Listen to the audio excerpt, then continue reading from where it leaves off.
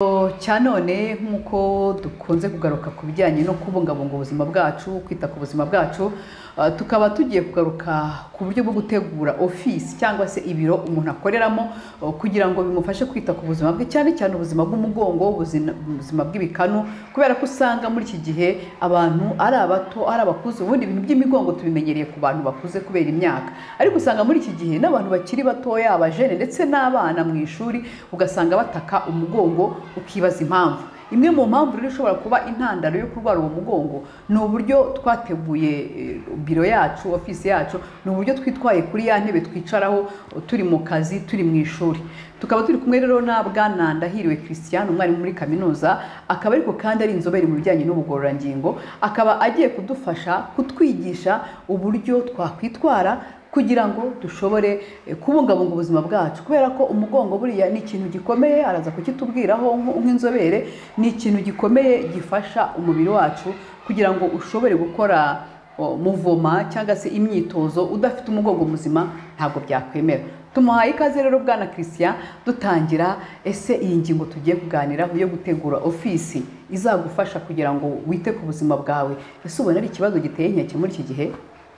Yego, murakoze. Akenshi akazi gasaba kwicara ni akazi dukenera kwicara mu buzima busanzwe, twaba twicaye tumesa tugite, ariko office ni ahantu usanga abakozi bashobora kumara amasaha arenga 8, kwa kundi amasaha y'umukozi wa leta cyangwa y'akazi gasanzwe ashobora kwicara mu masaha 8.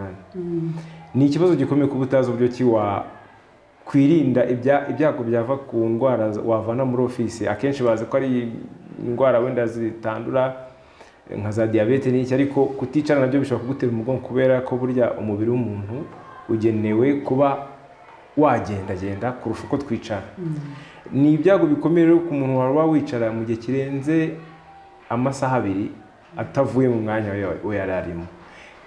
Ikindi, ibyo byago byiyongera cyane mu gihe aho wicara uburyo kihateguye, ubwoko bw'intebe wicayemo, ubwoko bw'imeza ukoresha, ese mudasobwa ukoresha nabwo ukuntu imeze, aho iteretse, kure yawe se, hafi yawe se, bishobora kugiraho ingaruka zimeze utahaba mu kurwara.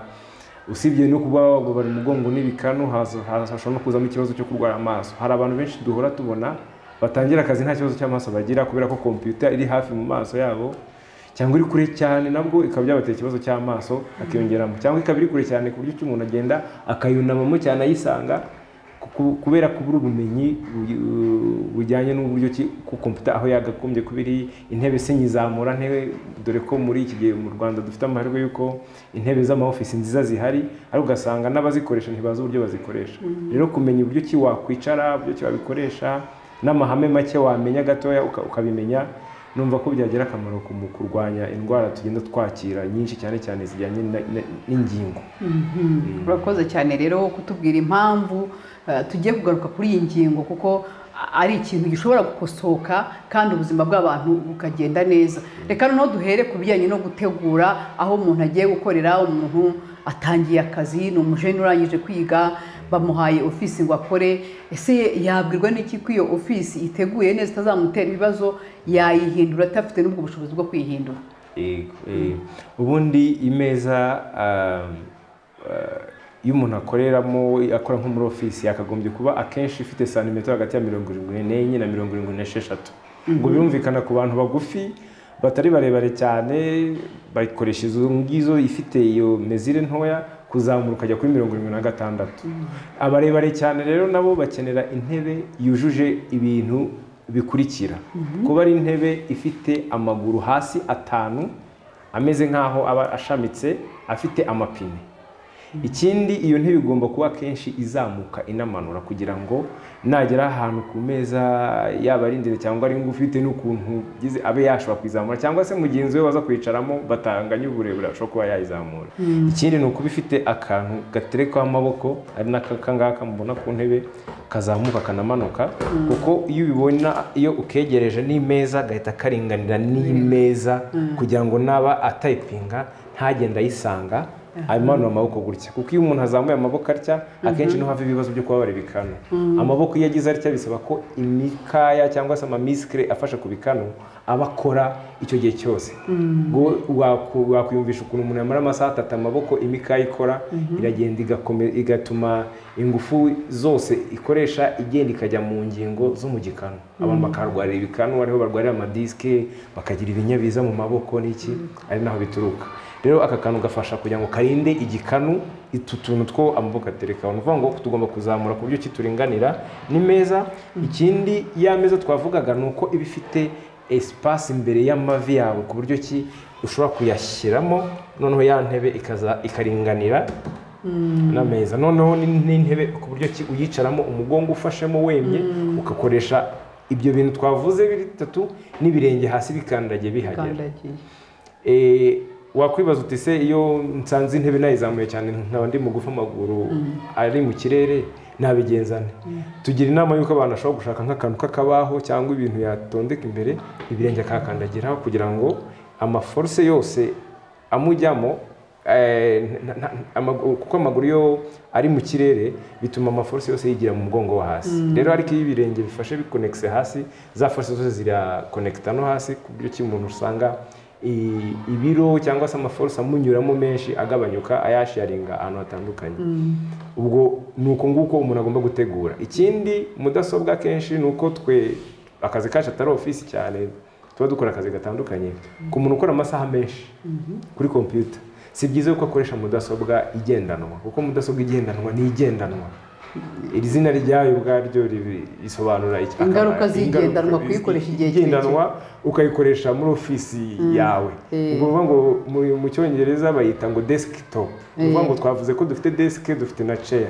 Muri byiza ubishoboye n'abakoresha babishoboye bajya bahareza abakozi mudasobwa igendanwa cyangwa laptop ikoreshwa kuri lap, bakaza bahereza umukozi mu gihe agiye hanze y'akazi, mu nama, kuri terrain, ma presentation. Ariko mu gihe kakazi gasaba igihe kinini nko mu mabanki, abakozi bakora muri za office zitandukanye mu bigo bya leta bakagombye kugira ama desktop, kuko buriya yo iterekwa ahantu heza hari kure ku buryo ki na ekra ibiri hejuru irenganye n'amaso. Naho laptop yo ni yo gukoresha mu gihe gitoya cyane. Njya mbibona kenshi twakira abantu benshi bibaza ngo ngiye ibintu narwaye by'ijosi byavuye he. Akenshi bituruka yuko kakazi abatereka mudasobwa iyo rero bidashobotse ko mudasobwa igendanwa bakugurira imwe ya desktop twavugaga, byaba byiza ko mudasobwa igendanwa yawe nayo uyigira nka desktop, ukayitereka kuri twa tuntu twaje twitwa kickstand, tuyizamura tukayishyira ku burebure bungana na mudasobwa, asiga ugaterekaho clavier na suri iruhande cyangwa keyboard na mouse iruhande, kugira ngo ya mudasobwa igendanwa ihinduke ekra gusa. Ubwo nabwo uba yayihinduye desktop. Umuntu uri gukoresha akagurana ka kantu, iyo akaguze kakandi kazamura mudasobwa akagakorera hano nabwo agasanga sibyo. Akenshi arabusanga barakaguze bakagaterekaho bakagakoresha nta clavier nta nasuri bihari. Icyo ni kosa rikomeye. Kirazira ubwo tuvuga kuko bibatera indwara, tuvuga ko aho kugira ngo ukagire wakoresha computer uko imeze ukayikoresha kuri desktop, ariko byibuze ya maboko afasha kuri ya computer. Kuko yigiye kureka kajya kure, aka kantu kuri intebe kakurindaga igikanu nta kintu kaba kakigufasha ko uyisangayo, bigatuma n'ubundi nta kintu ubukosoye. Rero niba ugafite koresha uburyo bushoboka, ugire suri, ugire na clavier iruhande bicomekeho kugira ya ntebe yakurindaga kwa kundi yakoze igufashe ku. None Christian, kusanga muri iki gihe zino computer za desktop ziri ahantu hakeya, aho laptop babona ko zorohereje ibibazo, urayikoresha muri office, waba umuvinzi ugiye mu nama ukabuyishyize muri bag uragiye, waba ugiye muri presentation cyangwa se ugiye nko kumara icyumweru hanze ugasanga ushobora kumara amezi 6 wikoreshereza laptop, ndetse na desktop ugasanga bazikuyeho barazibitse. Kuzibika byo birumvikana kuko buriya laptop iranyarutse, ushobora kwishyira mu gikapu, wajyana mu rugo no modemu, ushobora gutahana akazi. Ariko buriya mu mahame y'umurimo w'umuntu uba ukora, iyo ari computer ukoresha akazi kawe kose, buriya iyo ukoresha mudasobwa ufite modem ufite iki ukabitahana mu rugo, ubutahanya akazi. Bikaba byanatuma ubuzima bwawe n'ubw'akazi utabitandukanya aho waba uri hose. ubwo rero misengera impungenge covid yatumye abantu benshi bakorera mu rugo na nyuma ya covid abakoresha baza gusanga rimwe na rimwe gukorera mu rugo bitanga umusaruro niba barakodeshaga ofisi babona gukorera mu rugo biratupuraho ubwo bukode ku buryo usanga hari abantu uyu munsi bagikorera mu rugo ariko babakoresha bakaba batarabafashije mu kubagurira izo ofisi uvuga intebe ikwiye ameza akwiriye desktop bakoresha laptop mu rugo nkibaza nti rero hakorwa iki cyangwa se hari ingaruka ki ku bantu usanga anabyuka akicara akajya gufata icyayi akicara mu gitanda agakora ugasanga ubuzima bwe cyangwa se akaza muri salo isanzwe ifite akameza kari hasi akirwa akorera aho hantu hameze gutyo amasaha 8 kandi iyo ukorera mu rugo byaragaragaye gukora igihe kirekire kuko buri mu rugo ushobora kujyana na saa 3 z'ijoro zaye mu gihe iyo uri hanze yo mu rugo wumva ko ugomba gutaha nyine ugasanga rero mise numva impungenge ziri kuri abo bantu uyu munsi bagikorera mu rugo badafite ama office bakoreramo ameza. Yego impungenge zo zirahari kuko n'ubu ntekeza ko urebye mbere ya covid urebye umubare w'abantu twakiraga barwaye ijosi bazo by'ibikanu ubu tubona abantu bafite amaraporo za MRI barwaye mu diske cyane nyuma ya covid ariko abenshi ntago bashobora kubihuza nuko byahuye nuko umuntu ashobora gukora akaza akagakora mu buriri bwe mu buriri bwe ibaze uraryamye urahengamye ugizute barwariyemo benshi dutekereza nubwo nta bushakashatsi burakorwa wenda twe tuba turi muri kaminuza abanyeshuri bacu bakora dushinga duto bakabona no mu bakozi bacu nyuma ya covid barwaye cyane ibibazo by'ibikanu intugu kubera aho bakora ntago hajyanye n'akazi bakora niba akazi byagusaba gukoresha mudasobwa igomba kuba ihagaze ku meza hari naho wasangaga bicara mu madiva yo mu rugo amasofa cyangwa ugasanga yicara kuri salamanje ni intebe y'igiti izi ntebe ziba zikoze ku buryo kizirinda umuntu uzikoresha rero tukaba twumva ko izo mpungenge cyazikiza nta kundi umuntu ubimenye ufite mu bushobozi bwe byaba byiza niba akorera mu rugo igihe kinini yakagombye kugira ofisi urugo byo hanze umuntu abagira ofisi ye akagura igikoresho cye cyuzuye rwose ugasanga baricaye abakoresha rero nabo mu kurinda abakozi kubera ko uyu mukozi warwaye ijosi rikagira uteri bituma akazi akica ajya kwivuza agira ute nabo tubagira inama yuko byaba byiza niba azi ko umukozi we 60% 70% by'akazi ke agakorera mu rugo wamugura icyo gikoresho n'ubundi ukigura inshuro imwe akagikoresha ubuzima bwe gusa ukamugurira iyo meza ntizihenze inazira hari ku isoko ukamugurira intebe ukamuha n'iyo desktop yewe kuko iyo ikiguze ni igikoresho ukamwinstalliramo n'izo software asigaye mu kiga uburyo kimuzajya mubakurikirana ko nabwo ka kazi gakorwa mu masaha y'akazi batazajya bakava ko bibaviramo kurwara za depression guhangayika agahinda gakabije byo twabwa iyo depression ngo buri muntu ashobora kugumana akazi mu rugo bibaye byiza hari n'ibigo bikomeye ku buryo kibabana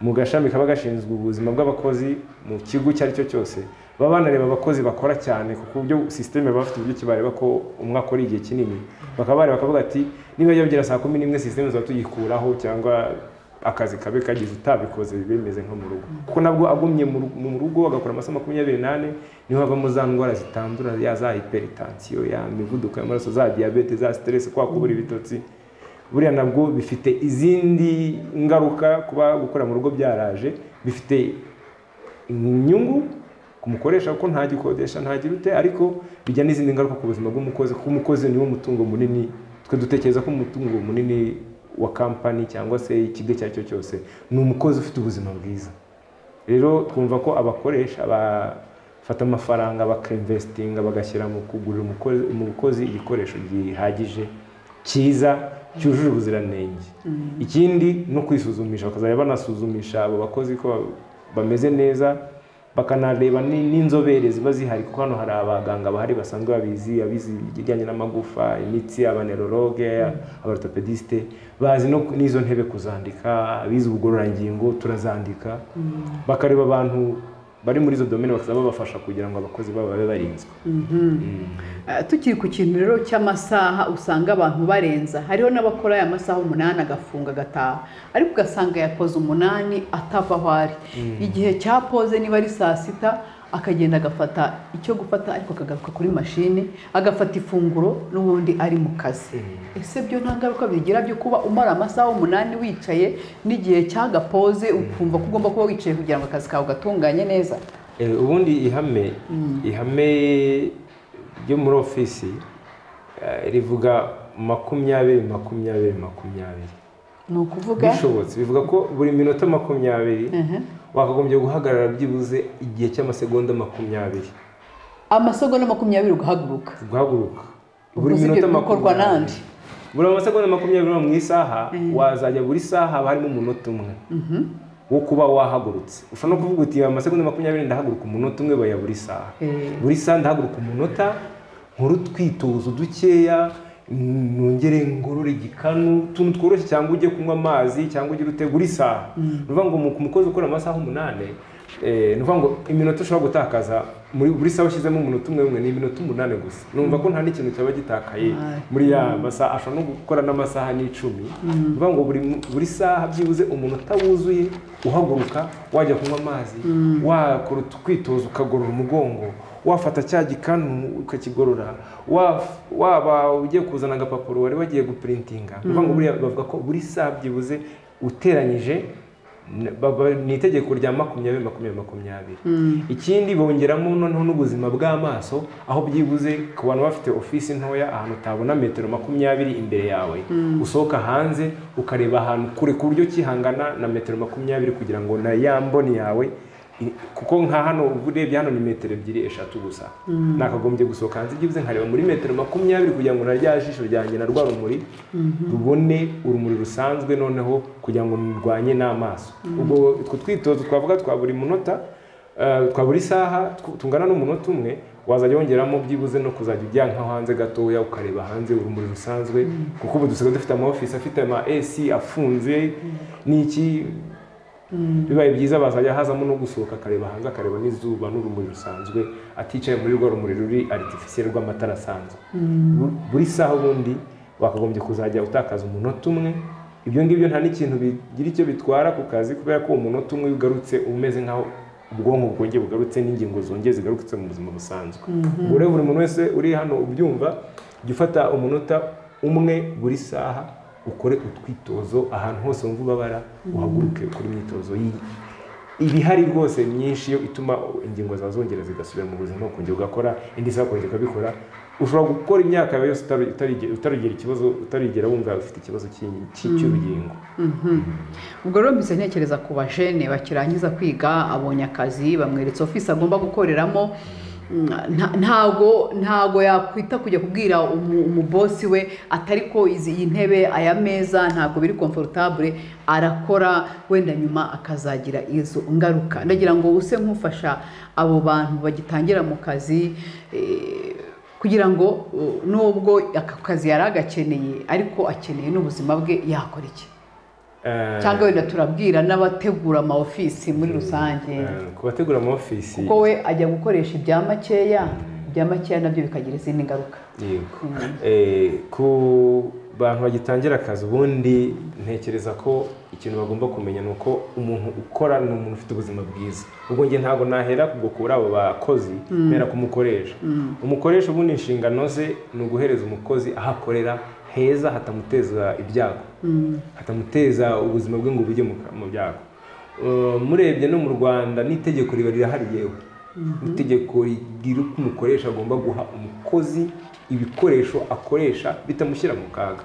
Murabibona ahantu mu masite y'ububakira usigaye ubona ko bagomba kwambara za casque bagira ute bambara ya majire bya bintu bibarinda byose aburira musigaye mubona bagenda burira bafite ya mikandara. Ni ibikoresho bigufasha kurinda kugira ibyago. Ariko muri ofisi ho ntabwo ibyo byago bigaragara nk'uko byitwa guhanuka gupfa kugira ute ariko kubera ko ari ukwicara bigutera ibyago bizana gahoro ku buryo ushobora kubibwira umukoresha wawe wari urwaye ntabwo ari intebe yanjye cyangwa ameza yanjye batabyumva. Rero kukira umujene utararwara nujya mu kazi ujye umenya ko ufite ibyo byago byo kuzarwara ibyo bintu twavuze kare. Niba wicara amasaha menshi akazi ugasanga akabona kugira ujye ubimenya ko ayo makuru wirayamenya aka kanya ubwo urabimenya ko birwara. Ubwo nujya kusaba intebe nawe uzasaba intebe nk'izo twavuze zifite ibyo bikoresho bigize n'umukoresha nujya kubigura uzajya ubigura umenye ko uri kubigurira umukozi uzaguhereza umusaruro atari kuvuga ngo ugiye kugura ngo cyamake kugira ngo umukozi wawe yangirike kuko niyangirika mu buryo bumwe cyangwa ubundi uzahomba kubera ko icya mbere namara ibyumweru bitatu adakora akazi kubera ko yarwaye cyangwa yagiye kwa muganga bamushyize mu bitaro yarembye, ni igihombo cy'umukoresha. Umukozi nawe iyo urwaye nawe ntabwo ushobora kugira umusaruro, nta kintu ubona, ushobora no kugira ubumuga, ushobora no kuzagera ku rundi rwego, bishobora no kukuviramo urupfu, kuko abantu ntabwo bumva ko ofisi ishobora kuzagera ku rwego ikwica. Ariko abenshi barahari, dufite ingero z'umuntu ushobora kugira indwara ikamurenga bikaba byagera ku rwego rwo kujya kubagwa. Iyo ugeze kubagwa usinyira urwandiko rwo kuba wabaho no kuba byaba bibi. Rero icyo tugira inama umuntu wese ugiye mu kazi ajya amenya izo risike, ibyo bintu bishobora kuba byamuteza icyo kibazo, amenye ko ibikanu bye byarwara, amenye ko amaso ye yarwara, amenye yuko ingingo ze zahinamirana, noneho nawe agerageza kubahiriza amabwiriza twamubwiye kuba yahaguruka buri gihe, noneho nawe akaba yagira uburenganzira agasaba igikoresho, akaba yabwira umukoresha ati kugira ngo ukore akazi neza mpereza igikoresho cyiza. Ndumva nta kintu kigoye kuko ibyo bintu mu Rwanda birahari, n'ibiciro ntabwo biri hejuru cyane ku buryo nk'intebe yamara imyaka 5, 6, 10 iramutse ikoreshejwe neza. Ntabwo numva ko ari igiciro gihenze ku buryo umukoresha yazajya ajya gushyira amafaranga mu ntebe zidafite agaciro. Reka tumushimire cyane Christian ku kiganiro cyiza aduhaye kitwigisha uburyo bwo kwicara neza muri ofisi, uburyo bwo gukoresha desktop atari laptop igihe kinini, igihe cyose, uburyo bwo kumenya kugura ibikoresho. Abakoresha barabyumva, kwekipa cyangwa se gushyira ibikoresho muri ofisi. Ugiye guha umuntu akazi ukamuha ibikoresho kuko bizatuma nawe agukorera akazi kawe igihe kirekire, atari wa wundi ngiye kwa muganga narwaye umugongo nabyutse nabi, ukamufasha kugira ngo nawe agutunganyirize akazi. Turizera yuko rero iki kiganiro mukuyemo inama nyinshi. Kuzikuramo ni kimwe, ariko kuzishyira mu bikorwa nibyo bya mbere, kugira ngo twese twite ku buzima bwacu, tubungabunge ubuzima bwacu, cyane cyane ubuzima bw'umugongo, ubuzima bw'ingingo. Turamushimiye cyane rero umwanya we aduhaye, kandi tunizera ko n'ubutaha nitugaruka azakomeza kudufasha kugira ngo yigishe abanyarwanda uburyo bwiza bwo kwita ku buzima bwabo. Turabashimiye rero, ikiganiro nakagaruka naho ubutaha.